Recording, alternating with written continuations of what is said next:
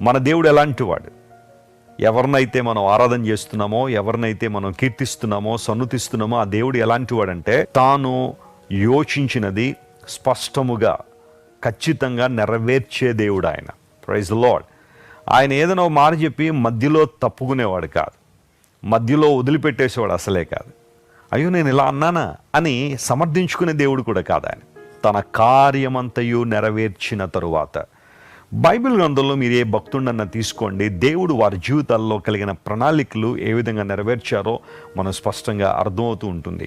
అబ్రహాము జీవితాన్ని పరిశీలన చేస్తే దేవుడు అబ్రహామును పిలిచాడు. కల్దీ దేశం నుండి అతడు బయలుదేరి దేవుడు చూపించి దేశానికి రావాలని దేవుడు చెప్పినప్పుడు అబ్రహాము దేవునికి లోబడ్డాడు. ఓ మాట వినండి దేవుని ప్రజలారా, దేవుని మాటకు లోబడడం మన వంతు.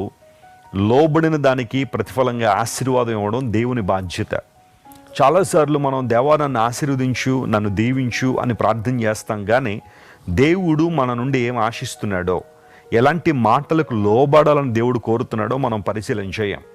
అయితే దేవుని బిడ్డలంగా, క్రైస్తవులంగా మన హృదయాల్లో ఉండాల్సిన ఒక ఆలోచన ఏంటి అంటే, ప్రతిరోజు నేను దేవునికి లోబడాలి, ఆయన మాటకు, ఆయన చిత్తానికి తలొగ్గాలి, సజీవ యాగంగా నన్ను నేను దేవునికి సమర్పించుకోవాలి అని ఎవరైతే దేవుని వైపు చూస్తారో ఖచ్చితంగా వారి జీవితాల్లో దేవుడు గొప్ప కార్యాలు జరిగిస్తాడు.